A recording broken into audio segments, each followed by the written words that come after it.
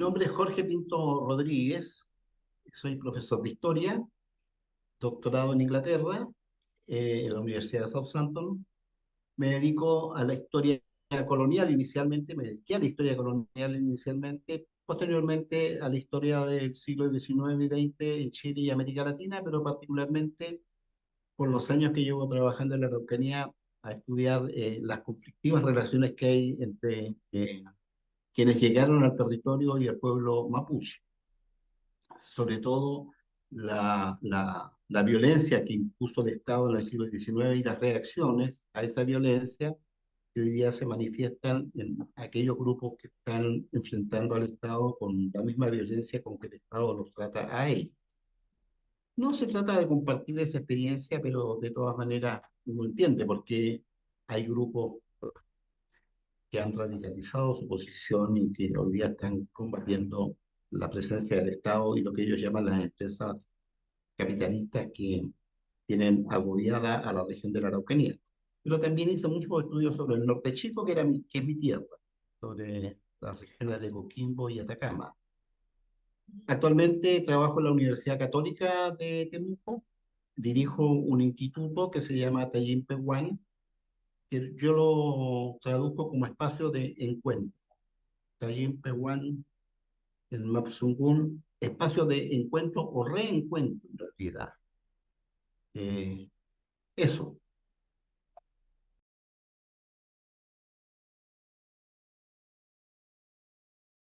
todo difícil, muy complejo.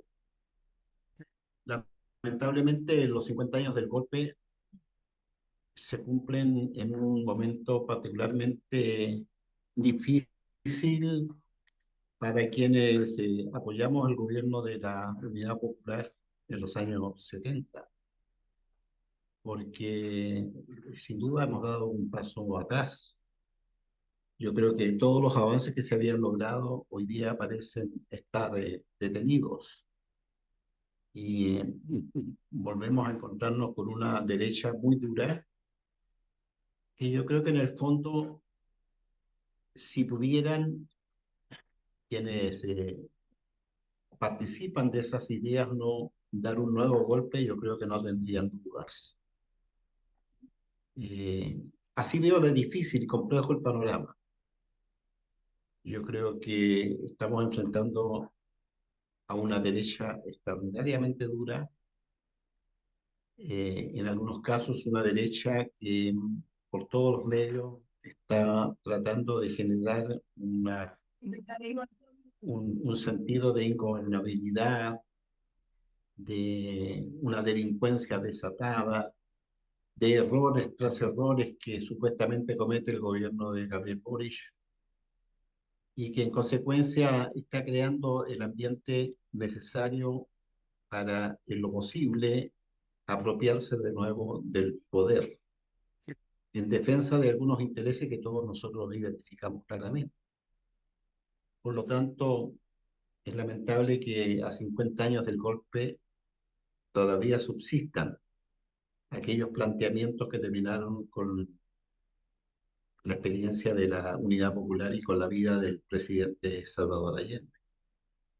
No veo un panorama muy auspicioso, no veo un movimiento capaz de contener a esta derecha, que de nuevo se transforma en una amenaza para Chile. Obviamente que mi visión y mis opiniones reflejan lo que yo siento en estos momentos frente a lo que ha ocurrido desde el año pasado hasta ahora, particularmente con la última elección de los miembros que van a redactar la constitución del país, que se va a votar a fin de año. No es un panorama entonces muy alentador.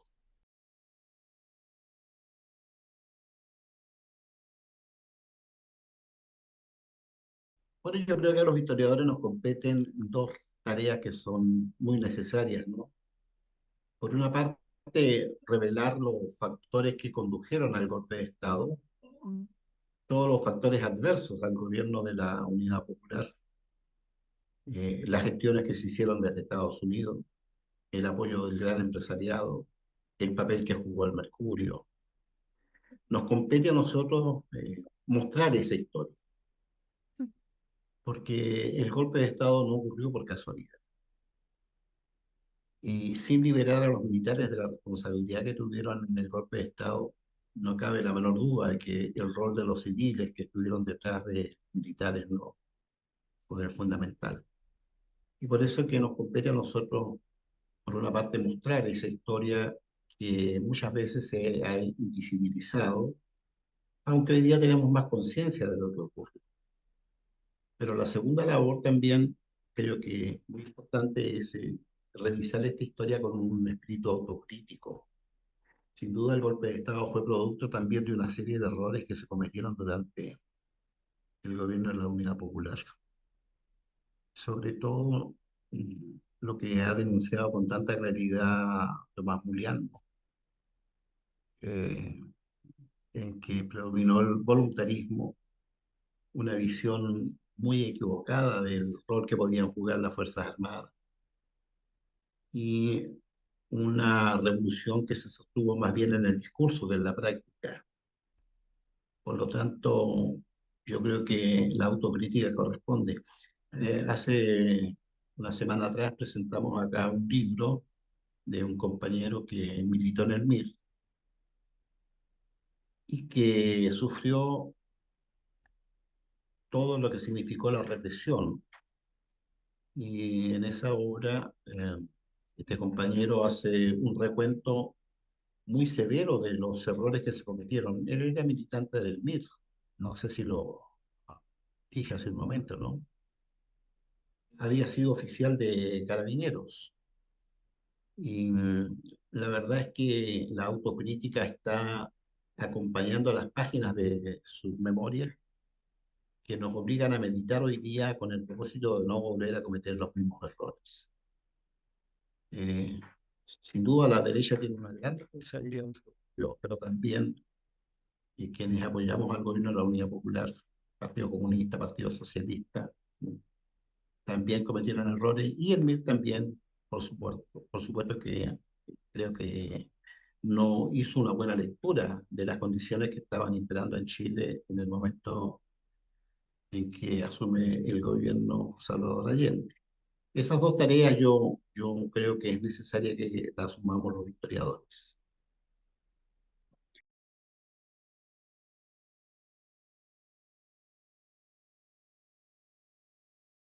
Mi experiencia yo la dividiría en varias etapas.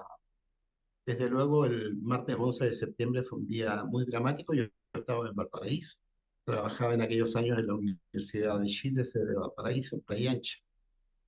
Yo recuerdo que el día anterior, a las 3 de la tarde, pasé por la avenida Altamirano en dirección a Playa Ancha y vi a los marinos ahí en traje de campaña, eh, formados frente a las dependencias de la Armada que están cerca del puerto de Valparaíso. Me llamó la atención y cuando llegué a mi lugar de trabajo le comenté eso a otros compañeros que me contestaron que eso no tenía mayor importancia porque el día siguiente empezaba la operación UNITAS. Por lo tanto, era natural que estuvieran los marinos allí justamente preparándose para embarcarse e iniciar al día siguiente, o esa misma noche, creo, la operación UNITAS. Me estoy refiriendo al día lunes 10 en la tarde. Sin embargo, al día siguiente, a las 6 de la mañana, muy temprano, yo me levanté porque tenía que llegar a la universidad a las 7 a preparar un material que iba a necesitar para mi clase a las 8:30 de la mañana. Pero no pude pasar, pude bajar.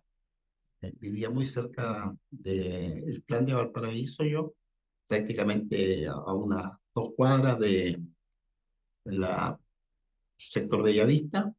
No pude pasar porque ya Valparaíso estaba ocupado y ocupado. En la noche se sintieron varios bombazos en mi cuerpo. Y pensamos que eran bombazos que estaban realizando aquellos grupos de la extrema derecha vinculados a Paz y Libertad, ¿no? Que tuvieron una actitud bastante agresiva durante los últimos meses del gobierno de Salvador Allende. Entonces, una experiencia traumática. Esa es la primera experiencia traumática nos acompañó durante unos 4, 5, 6 meses más o menos.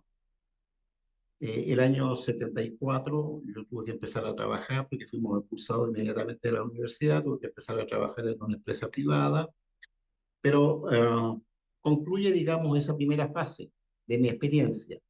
La segunda fase fue el exilio. Tuvimos que partir a Inglaterra. Afortunadamente yo no estuve detenido, pero claro, el peligro era latente y permanente. Varios compañeros algunas veces me previnieron de que tuviera sumo cuidado, en fin, eh, mantuviéramos toda la discreción posible porque la represión fue muy dura. Entonces la segunda etapa empieza cuando viajo a Inglaterra, un viaje que también se hizo en términos muy responsables porque nosotros pensábamos que volvíamos muy pronto, que los militares nos iban a sostener en el poder. Yo estaba terminando mi licenciatura en historia en ese momento, yo ya tenía el título de profesora, pero era el título de profesor y el posgrado, primer posgrado que se hacía era licenciatura y que correspondería al magíster. Yo estaba terminando ese programa en la Chile de Santiago